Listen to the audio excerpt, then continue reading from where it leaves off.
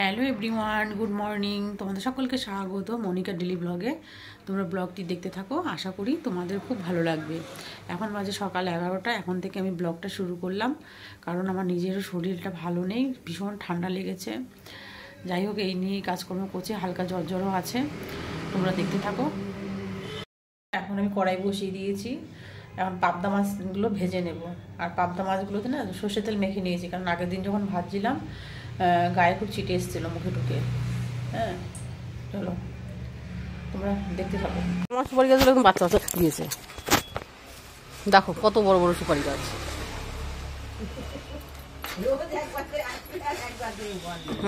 এই কি ছাগল? কি নাম? কি ছাগলের? রাম ছাগল নাকি? হ্যাঁ, রাম ছাগল। গন্ধ পাচ্ছে রাম ছাগলের গায়ে থেকে। গন্ধ খুব গায়ে, জানো, ছাগলের গায়ে খুব গন্ধ।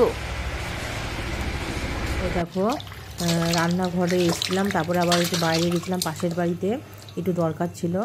আর বাজার থেকে নিয়ে এসছে লোটে মাছ আর পাবদা মাছ। লোটে মাছটা আজকে অতটা আমার ইচ্ছা ছিল না রান্না করার, মানে না আনলেই ভালো হতো। আর কী করবো, লোটে মাছটা আমি ধুয়ে নিচ্ছি আর পাবদা মাছগুলো ধুয়ে নেব। রান্না করব লোটে মাছ, পাবদা মাছ, লাল শাক, ডাল, আলু ভাজা, এইসবই রান্না করব। আর এই সকাল থেকে এসব রান্না করতে ঢুকলে না, ওই রান্না করতে করতেই একদম দিন শেষ। অন্য যে কাজ করব বা অন্য কিছু করব সেই সময়টুকু পাই না। তখন তোমাদের বললাম না যে পাবদা মাছে সর্ষের তেল মাখিয়ে ভাজবো, কারণ আগের দিন এই পাবদা মাছ ভাজতে গিয়ে অনেক তেল ছিটে এসেছিলো গায়ে। আর পাবদা মাছে সর্ষের তেল মাখিয়ে নিলে না, তাহলে আর তেলটা ছিটে আসে না। এর জন্য মানে তেল মাখিয়ে নিয়েছি, নুন, হলুদ আর সর্ষের তেল। এই দেখো, এখনই রান্না স্টার্ট করে দেবো। আর লোটে মাছগুলো থেকে না খুব জল ওঠে, তা ঝুড়িটা আগে যদি ঝুড়ির মধ্যে দিয়ে জলটা ঝরিয়ে রাখতাম ভালো হতো। রান্না করার সময় দেখলাম যে অনেক জল উঠেছে, সেই জল শুকাতে গিয়েই অনেকক্ষণ টাইম লেগে গেল রান্না করতে গিয়ে। তাই জন্য লোটে মাছ সবসময় ধুয়ে না ঝুড়ির মধ্যে রাখা ভালো, তাহলে জলটা ঝরে যায়, তাহলে রান্না করার সময় অতটা জল ওঠে না। জল বেশি উঠলে মাছটাও বেশি গলে যায়। পাবদা মাছগুলো সর্ষের তেল মাখিয়ে নিয়েছি, কড়াইটা বসিয়ে দিয়েছি। দেখি দেওয়ার পর তেল ছিটকে আসে কিনা, ভয় লাগছে।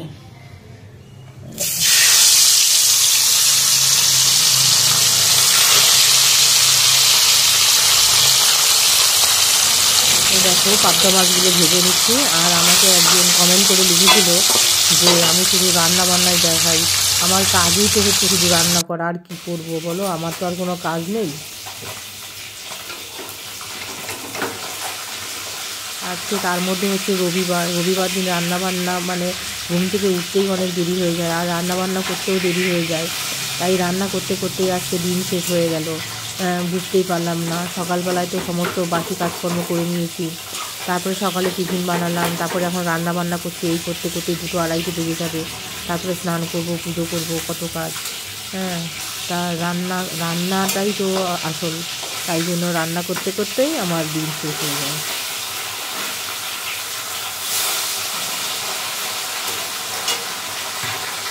কড়াইটা একটু কম হচ্ছে তো, এবার মাছটা একটু কড়াইতে লেগে গেছিলো, তাই জন্য কষ্টটা এগিয়ে না।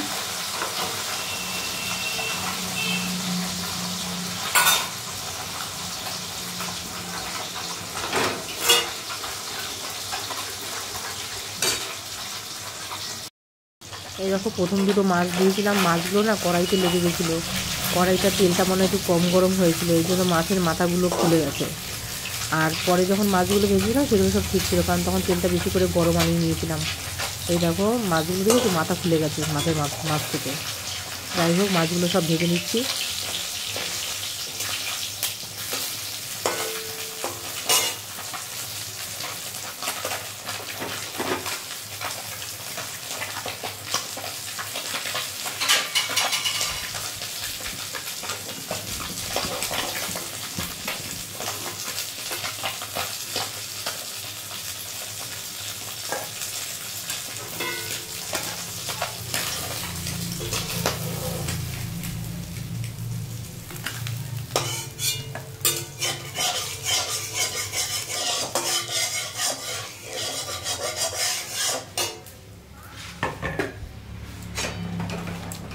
দেখো, আরেকদিকে মুসুরির ডাল বসিয়েছিলাম, তার ডালটা সিদ্ধ হয়ে গেছে বলে হাতা দিয়ে ভালো করে ঘুটে নিচ্ছি। তারপরে জল দিয়ে দিলে, 2টো হলুদ দিয়ে দিলে, তারপর ডালটা সম্বার দিলেই হয়ে যাবে।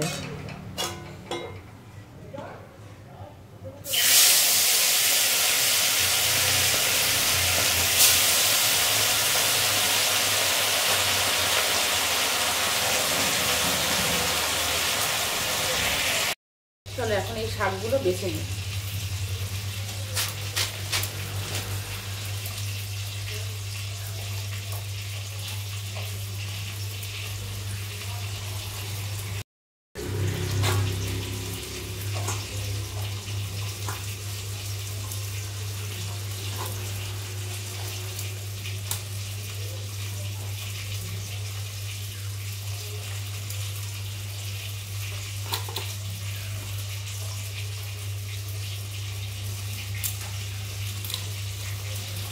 তারপরে শাকগুলো এখন ধুয়ে নেব।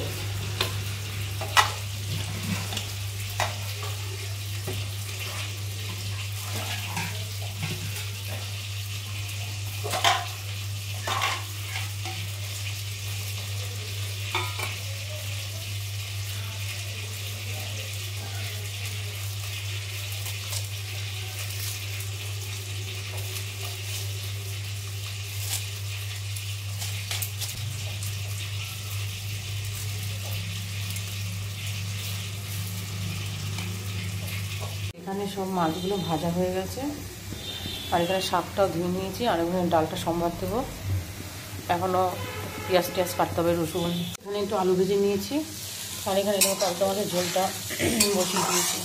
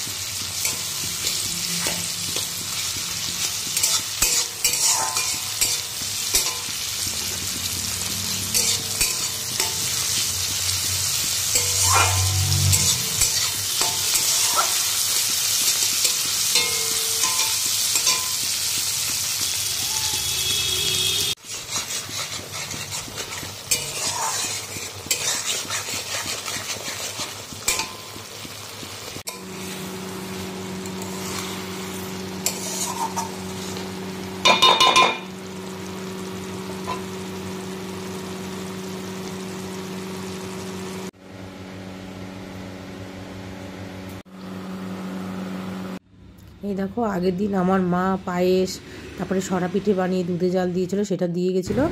এখন সেটা সকালবেলায় আমি বসে বসে খেয়ে নিচ্ছি। দারুণ হয়েছিল, পায়েসটাও যেরকম ভালো হয়েছিল, আর এই সরা পিঠেগুলো না দুধে জাল দিয়েছিল, প্রত্যেকটা সরা পিঠের ভেতরে বেশ রস ঢুকেছে, ভালো সুন্দর হয়েছিল খেতে, দারুণ হয়েছিল। তাই মাকে ফোন করে জানিয়েছিলেন যে মা, তোমার পিঠেটা খুব ভালো হয়েছে।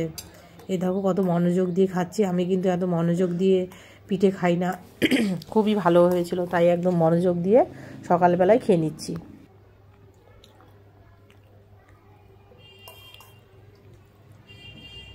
এতগুলো জামা কাপড় এখন কাচবো, প্রত্যেক দিন জামা কাপড় কাচি, তাও কাচতে হয় এত।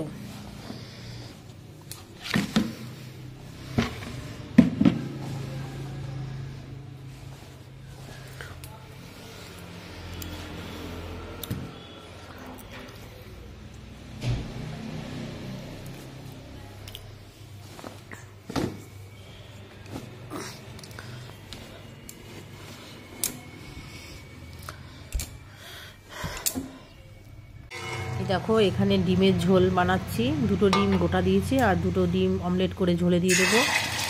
আর আজকে রান্না করব, কালকে দুয়াটি লাল শাক নিয়েছিল, যেহেতু আমার ছেলে লাল শাক খেতে ভালোবাসে, তাই জন্য আজকে একাটি রান্না করব। কালকে তো রান্না করেছিলাম একাটি। আর এখানে এই দেখো ডিমের অমলেট করছি, এই ডিমের অমলেটগুলো ঝোলের মধ্যে দিয়ে দেবো, কারণ আমার ছেলে বলেছে মাকে গোল ডিম খাবো না, অমলেট করে ঝোল করো, তাই দুটো গোল ডিম দিয়েছি, আর বাদবাকিটা অমলেট করে ঝোলে দিয়ে দেবো।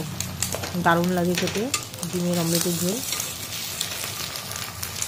তোমাদের যদি ভিডিওটা ভালো লাগে তাহলে like, comment, share and subscribe করে দিও। দেখা হচ্ছে নতুন একটা ব্লগের সাথে। টাটা।